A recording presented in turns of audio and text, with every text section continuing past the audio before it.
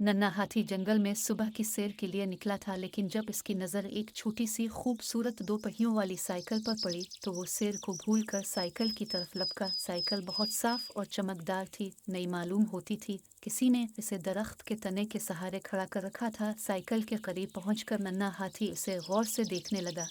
नन्हा हाथी साइकिल को हर तरफ से देख रहा था और सोच रहा था कि काश ऐसी साइकिल उसके पास भी होती। ये साइकिल किसकी है? इसने अपने आप से पूछा, फिर खुद ही कहने लगा।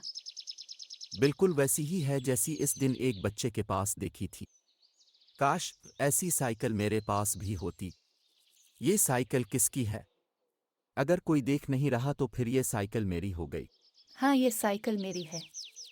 ये कहकर नन्हा खुशी खुशी उचक कर साइकिल पर बैठ गया। तो इसने आहिस्ता आहिस्ता पैदल मारने शुरू कर दिए। साइकिल चलने लगी। मारे खुशी के नन्हे हाथी का दिल जोर जोर से धड़क रहा था। अब वो साइकिल को चौड़े रास्ते पर ले आया और तेज तेज पैडल मारने लगा, लेकिन इसका दिल का यक उदास हो गया। ये साइकिल बहुत अच्छी है लेकिन मेरी तो नहीं है। हाँ, ये साइकिल किसी और की है।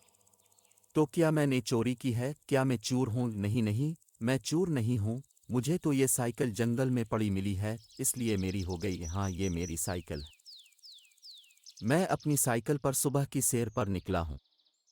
अपनी साइकिल पर? ये साइकिल तुम्हारी कहाँ से हो गई? हाँ हाँ, ये मेरी साइकिल है। देख नहीं रहे उसे मैं ही चला रहा हूँ। लेकिन तुम्हारे चलाने से ये साइकिल तुम्हारी तो नहीं हो गई। ये इस बच्चे की साइकिल है जो जंगल के एक कोने में छोटे से मकान में रहता है। मैंने खुद इसे ये साइकिल चिल्लाते हुए देखा। मेरी मम्मा कहती हैं कि कोई चीज पड़ी हुई मिले तो उसे रख नहीं लेते। जाओ जाओ, अपना काम करो। ये साइकिल मेरी है। खैर तो है। नन्हे हाथी की पिटाई होती है तो रोज ही चिन्हारता है, मगर आज ये घंटियां क्यों बजाता चला आ रहा है? ये हाथियों के पास इतना पैसा कहाँ से आ गया कि वो अपने बच्चे को ऐसी कीमती साइकिल दिला दें? हो ना हो इसने ये साइकिल कहीं से हथियाई है। चलो जंगल के सब जानवरों को ये बताती हूँ कि नन्हे हाथी को कहीं से साइकिल हाथ लगी है जिस पर वो बैठा चला आ रहा है। क्या बताऊं भाई, ये सब तो कहा है इसने, फिर मैं खामोश हो गया। बच्चे, ये साइकिल तुमने कहाँ से ली और कहाँ से आ रहे हो? खरीदेगा भला कहाँ से? किसी को डरा धमका कर ले ली होगी। नहीं नहीं, ये साइकिल मैंने किसी से छीनी नहीं है। ये मेरी साइकिल है। तो फिर बताओ कहाँ से आई तुम्हारे पास? अगर कहीं पड़ी हुई मिली थी तो उसके मालिक को भी ढूंढते। जाओ जाओ, अपना काम करो। ये साइकिल मेरी है।